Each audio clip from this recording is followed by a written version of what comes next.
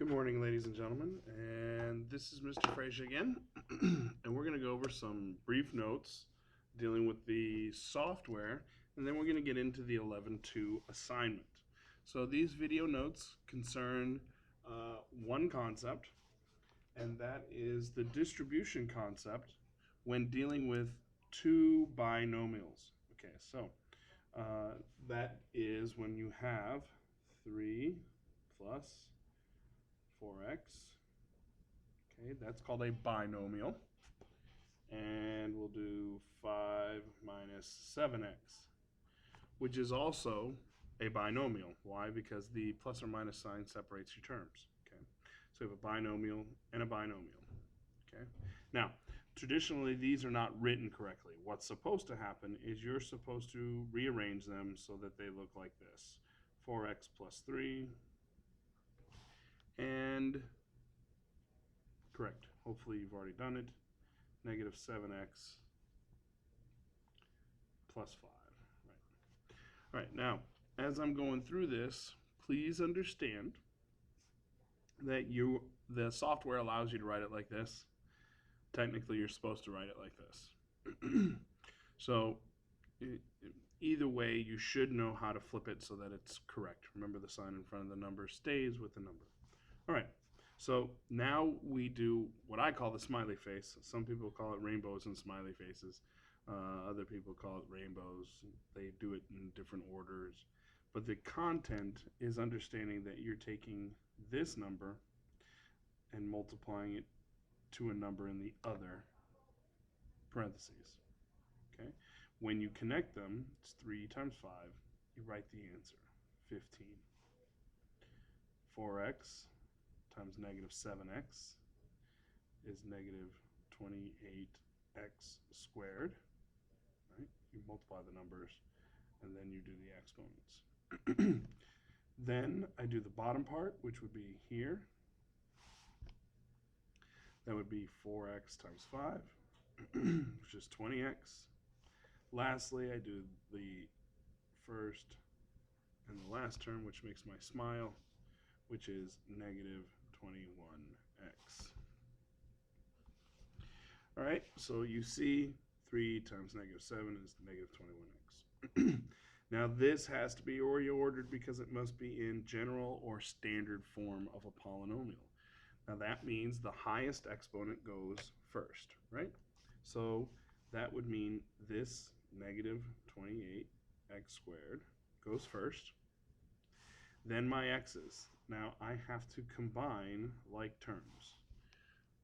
Okay, now this is a algebra concept you've known before. 20x and negative 21x is negative 1x. Okay, and last but not least would be plus 15. All right. Now, one of the advantages of putting it in this order first is that when I do the multiplication,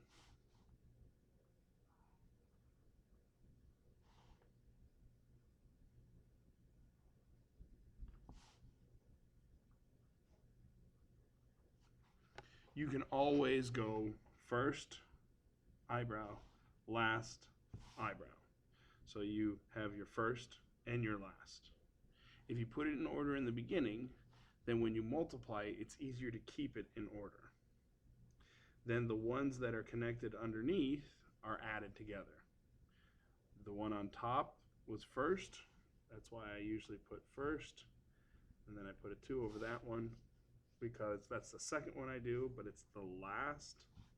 Okay, so that answer went here. This answer went here. Okay, now I do the middle, and this is the one that I'm going to end up usually adding. So this would be negative 21x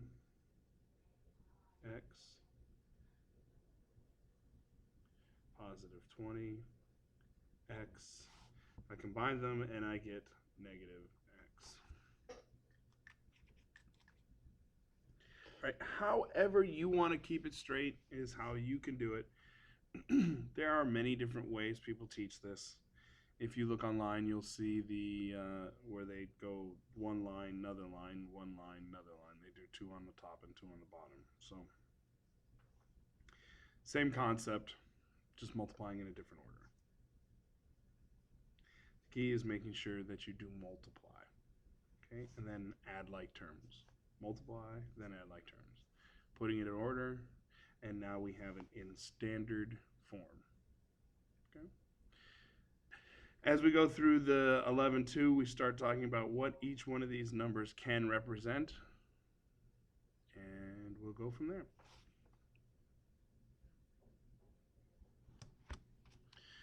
All right, so here we are, and we're talking about differences. Hopefully you understand that differences, this means the answer to a subtraction problem. Okay, and we're going to talk about first differences and second differences. Hopefully you understand that first differences is when you subtract your y's. Okay, we know the x's are the independent and the y's are dependent. Okay, and when we do our first differences, we're looking for the answer and what happens to it. So let's look at our assignment problem there, and we'll go through and find the first differences. So as I go through and I find the first differences, you'll see that the first one will be 4 minus 6. Okay. So 4 minus 6 is 2. Then we do the next one, which would be 6 minus 8. Now these are the first differences, right? 6 minus 8 is 2. Then 8 minus 10. And that difference is also 2. 10 minus 12, and that difference is also 2. Okay, so our first differences will tell us a lot. When this happens in our first differences, that means it's a linear equation. They all have the same slope, correct? So we're dealing with the difference between x, because all those differences are 1. When we look at the x coordinate, which would be time, all the days increase by 1. Okay, so all my first differences are the same, 2 over 1, y over x. All right, and being that it's in the chart, you can follow along and it's pretty easy to see. Second differences is when I do the second set of numbers. So here the first set is 4, 6, 8, 10, 12. The first difference is 2. My second difference would be 0. Okay. Now I wouldn't need to do a second difference because the first difference tells me already what type of equation it is. It's a linear. Okay. Linear is where the first differences are all the same. Okay, so now let's look at the second group of numbers.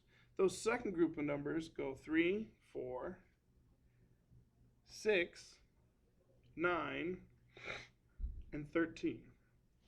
So we're going to look at those first differences again. So 3, this is 1, 4, this is 2, 6 to 9 is 3, 9 to 3 is 14.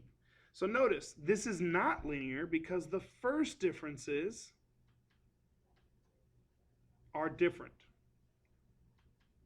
Now, if I were to do a second difference, which means take the originals, first difference problems, and subtract those. This is the second subtraction problem I've done. So 2 minus 1, 1. 2 minus 3, 1. 3 minus 4, 1. Notice, my second differences are all the same. So when I have a second difference that's all the same, now my problem is a quadratic. So when we look at the height of plant A, I would know that the height of plant A is a linear function. It's growing at the same rate. Whereas when I look at plant B, it's not growing at the same rate. It is growing like a quadratic. Okay? It's changing over time. This graph would be linear. This graph would be quadratic. All right? So what do linear and quadratic tell us? Linear tells us that our first differences are the same rate of change, and quadratic shows us that the rate of change is not the same, but the second difference is the same. Remember, this is just math on figuring out which problem is which. So now let's look at the assignment. Okay, mine's a little fuzzy, but you're supposed to do yours on your own paper, right? All right. So they ask us which plant height would be represented by a linear function. We do this by the first differences. And you can do it right on your paper if you want to. You could do this this, this. Those are your first differences there, and then your first differences here, okay? So that you know what your first differences are. Now, I already did this on a separate sheet of paper because I wanted to show you all of the work. Notice the x values have the same rate of change for all of them, okay? But this is your first function. This is linear, and this one would be quadratic, okay? Why? Because here my first differences are the same, and here my first differences are different, but my second differences are the same. Now you have to do the math. I'm not going to do that part for you. I started it, but you have to finish it. Okay, B. Would the function negative 2x plus 4 or 2x plus 4 represent the growth of plant A using the leading coefficients? So hopefully you understand that these are getting bigger. And in order for a line to get bigger, what do you know about the coefficients? Correct. It would have to be positive. Okay? That is a positive slope, so that it would have to get bigger. So I would say the leading coefficient of 2x plus 4 is plant A because the leading coefficient is positive. Okay? Problem C. It said, would graph A or B represent the growth of plant B? Well, plant B, we said, was quadratic. So which one of these is quadratic? Well, they both are. But is the plant getting taller or is the plant getting shorter? Meaning, is there going to be a certain time where the plant stops growing and then starts to wilt? Or is this a plant that just keeps getting bigger and bigger and bigger? Well, looking at the numbers, it looks like a plant that just keeps getting bigger. There's nothing here that tells us it's starting to slow down its growth. Matter of fact, it shows it's getting bigger and bigger. It started with a growth of 1, then goes to the first difference of 2, then goes to the first difference of 3. So those numbers are continually getting bigger. All right? If it was getting smaller, they would start to decrease in difference. Like it would start out at 4, then go to 3, then go to 2, then go to 1. Now, that would be the first difference numbers. That doesn't necessarily mean the numbers themselves got smaller. Notice, if I had started with 1 to 5, and then gone from 5 to 7, my plant is still getting bigger, but the first difference was 4. The next first difference is 3. That's what I'm talking about. That pattern of first differences tells you whether something's getting bigger or if it's getting smaller. So in this case, our first differences were getting bigger. So that means my graph would have to be getting bigger. So my answer would be graph B. Okay? The second differences were all 1. Okay?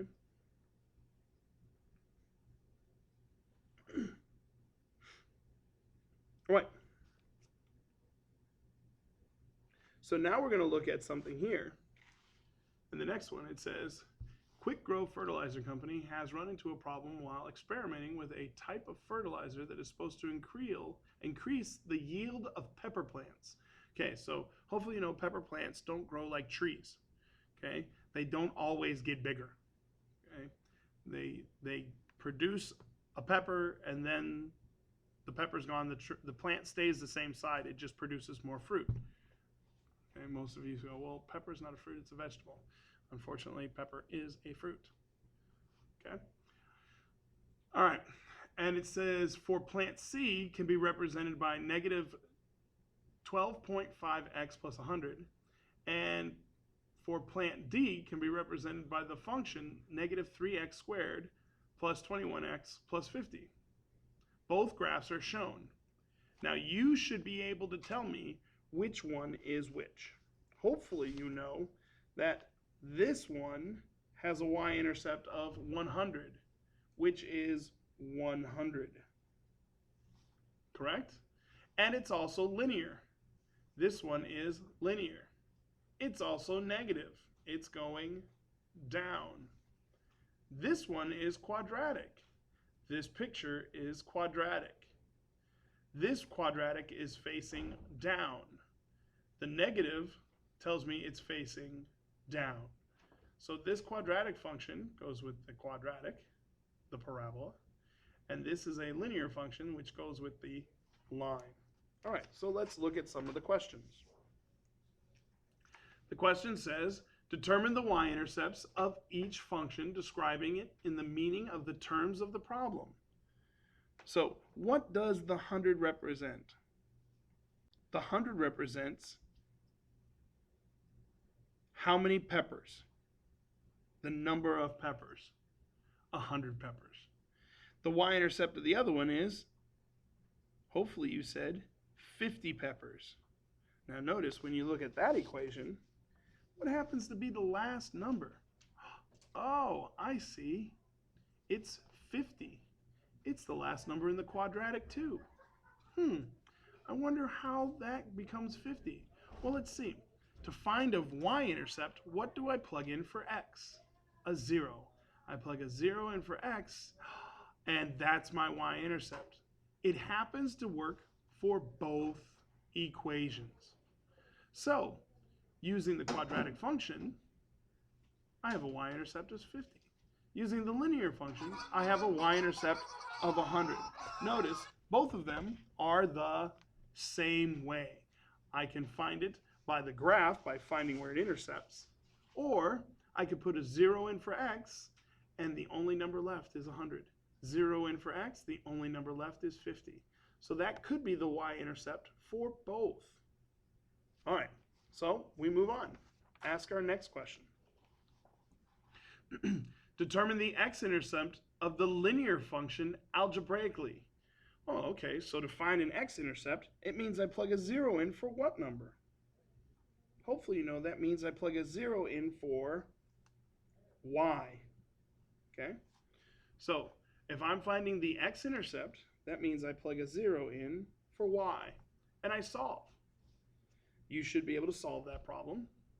Notice you have to move the 100 over and then divide by a negative 12.5. And then you can tell me what the x-intercept means. Well, hopefully you know that means after 8 days, how many peppers will grow? The answer would be, or excuse me, after the 8 teaspoons of fertilizer, you'll get no peppers. Correct. All right. Next, determine the x-intercepts for the quadratic in the meaning of the problem.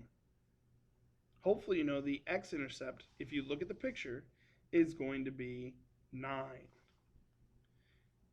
Okay? And the x-intercept tells me that if I use plant D with the 9 teaspoons of fertilizer, I will get a yield of no peppers.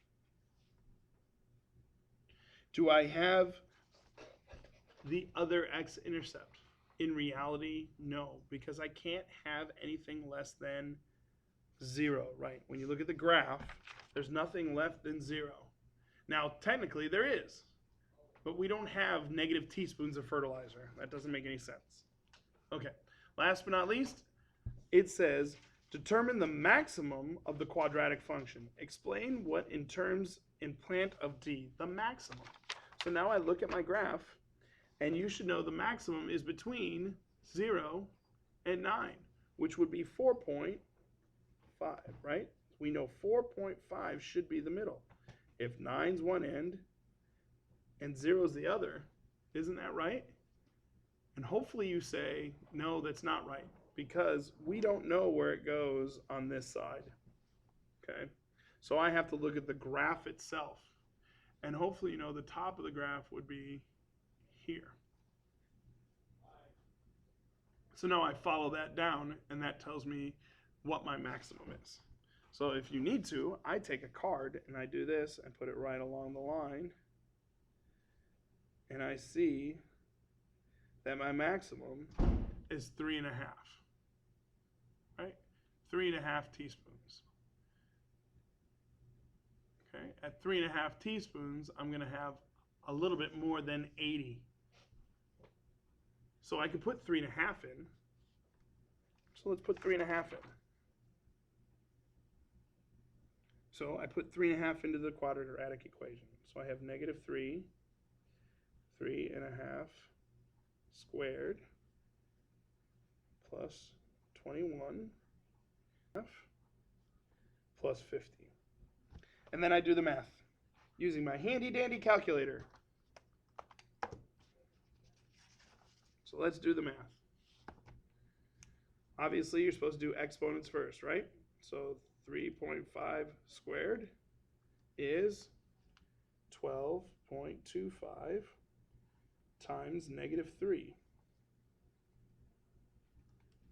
And that gives me 36.75 negative. Plus, I have 21 times 3.5, which is 73.5, plus 50. So now I do all of this math at one time, right across the bottom, and you have 50 plus 73.5 plus a -36.75, and your answer ends up being 86.75. And I got that because when I looked at my graph, I was able to find what my x was supposed to be. It's supposed to be the tallest point. So I went to the top, tallest point, it's 3½ So now I take 3½ and I plug it into the quadratic. Why do I not plug it into the linear? Because the linear does not have a maximum. Only quadratics and absolute values do. So I plug it in, I do the math, and you should end up with 86.75. And does that make sense? Well, let's look. It looks like it's a little bit higher than 85. 85 was there. 86.75 looks good. All right. Okay, guys. Good luck. And we'll go over 11.2 in class on Wednesday. And, of course, you will have homework on first difference and skill practice. Some of you might want to look at that earlier than Wednesday. Okay, and then your next notes will be video 11.3 lesson.